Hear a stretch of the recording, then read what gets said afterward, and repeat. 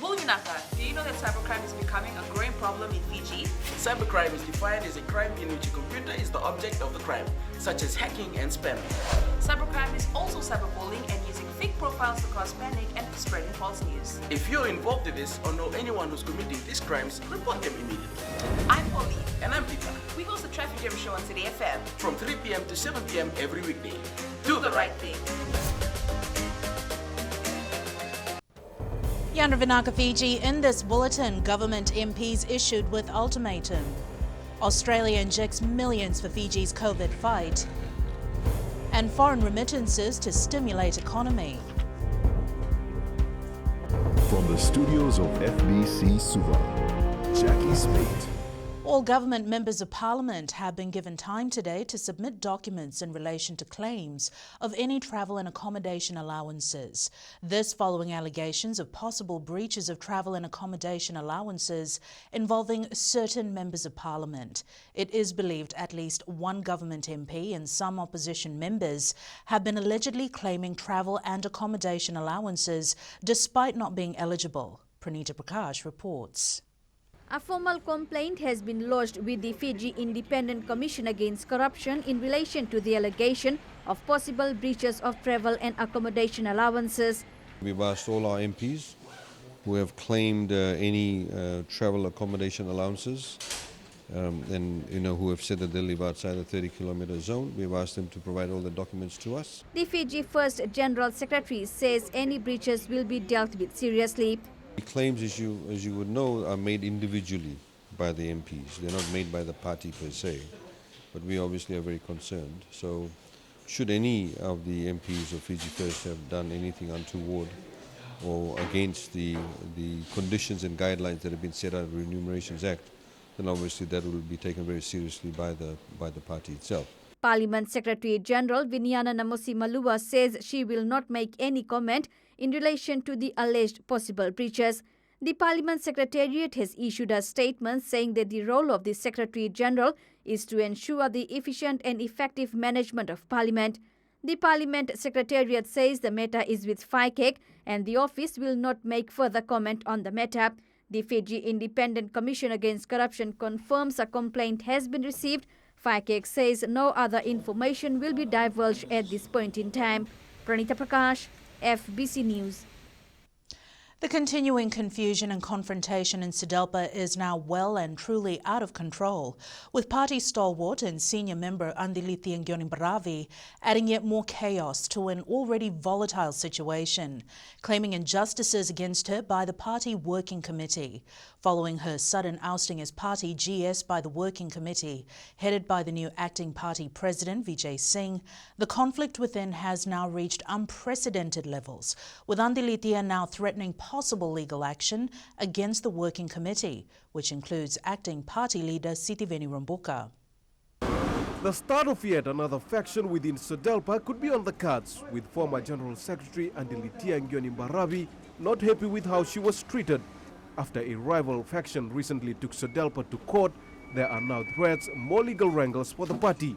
Andilithi claims she was never officially informed by the acting party president Vijay Singh of the decision of the working committee, who has purportedly suspended her from the position of General Secretary.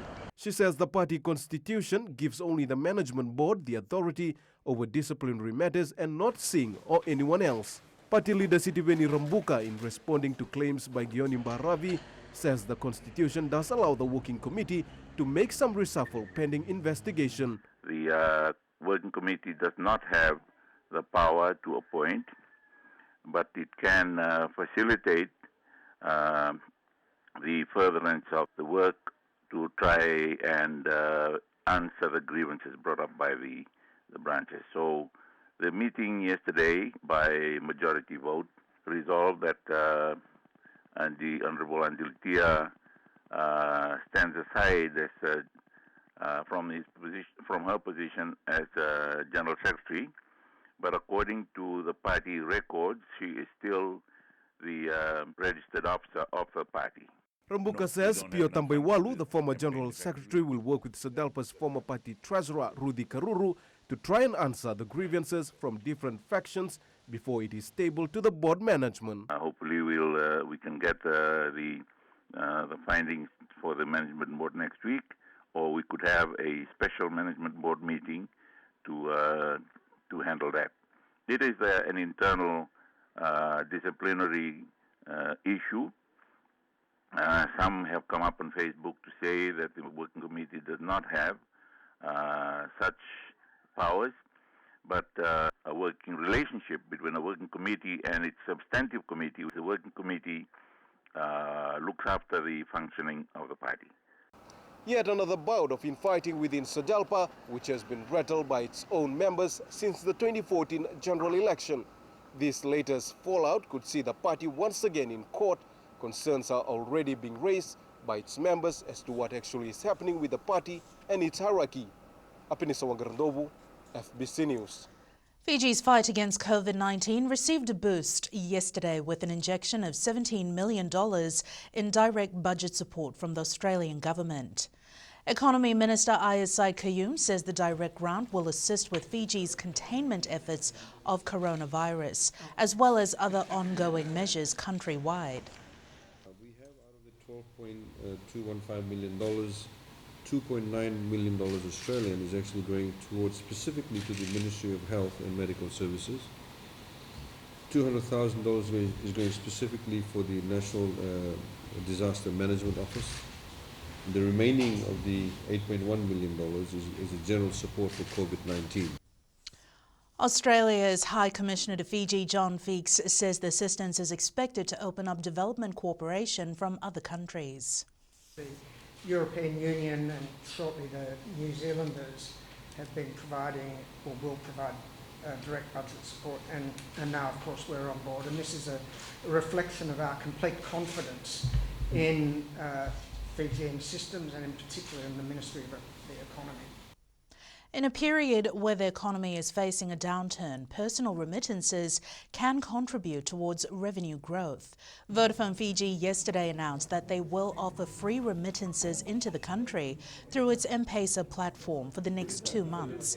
Reserve Bank of Fiji Governor General Arif Ali says in a time when our tourism industry has grinded to a halt, other avenues are being looked at to bring in foreign exchange. Our second largest foreign exchange earner is personal remittances.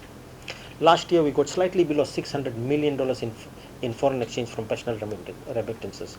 85% of these remittances is in the form of gifts and maintenance, and the amounts are relatively small. And these are the type of payments that will come through this channel. The Real Estate Agents Licensing Board continues to face challenges in tracking the records of its registered agents and the transactions conducted by them. Board Chair Dr. Abdul Hassan says in some instances, agents have deposited money received from their clients directly into their accounts. The Real B sector continues to be plagued with many challenges, and the board has also provided clarification on concerns raised regarding the rights given to the agents. Agents are holding the money not in the trust account but in the personal accounts, and there has been the properties are not advertised correctly. Turning overseas, a number of people have been killed in a militant attack on a maternity ward in Afghanistan's capital city. Mothers, newborn babies and nurses were among the victims, and no group has come forward to own up to the attack. Coming up after the break, district coaches supports idea of VPL resuming behind closed doors, and 3 OFC tournaments postponed.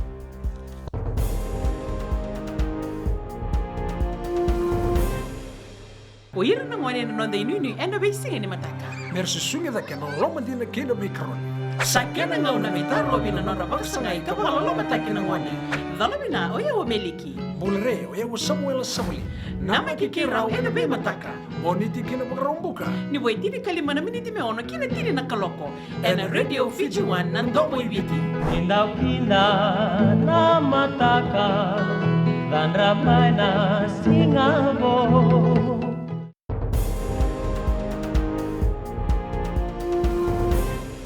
Fiji Airways national men's sevens coach Gareth Baber is excited over prospects of scouting new players into the squad ahead of the Tokyo Olympic Games next year. Due to the possibility of certain national reps leaving to join overseas clubs, Baber says they're on the hunt for more raw talent.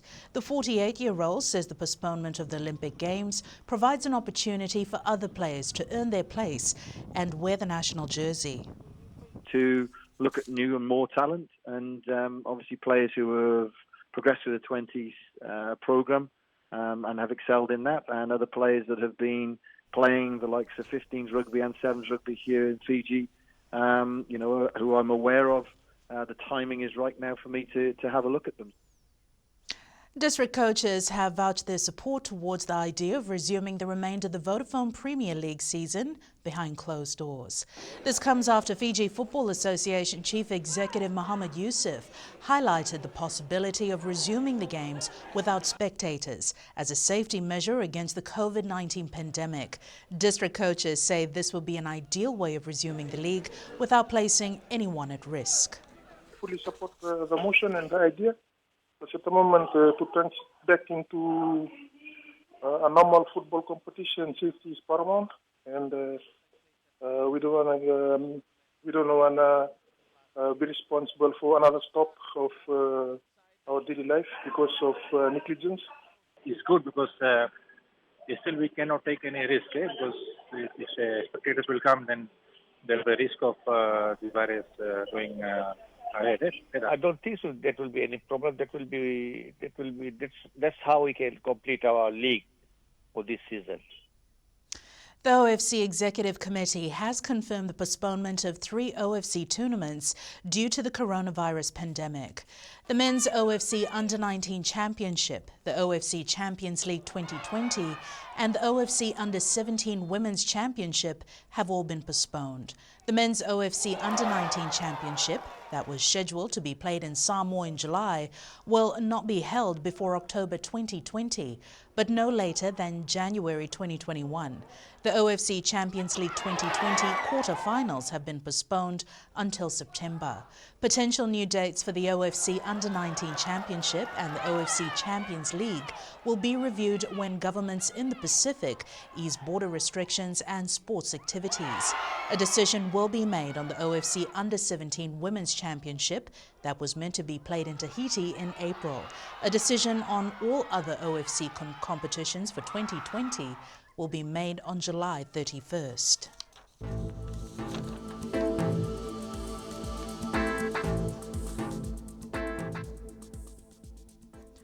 Taking a look at today's weather, generally fine weather expected across the country with some cloud cover to hover over the eastern and interior parts of the larger islands later in the afternoon.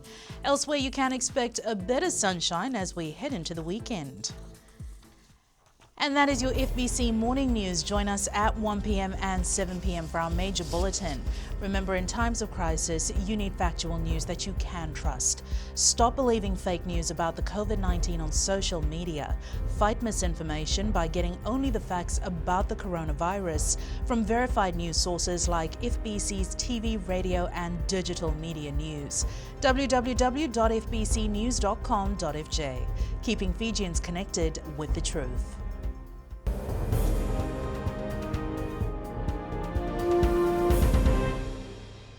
हमारे खूबसूरत देश Fiji में child abuse की घटनाएं आए दिन बढ़ रही हैं। क्यों बच्चों का मासूम बचपन अब्यूज का शिकार हो जाता है? अपने बच्चों की सुरक्षा का खास ख्याल रखें। उनसे बातचीत करें, उनके दोस्तों के बारे में जानें।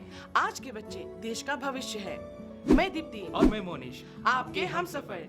शामिल हो जाए हमारे साथ मंडे टू फ्राइडे 5:45 AM से 10 AM तक रेडियो फिजी 2 देश की धड़कन पर।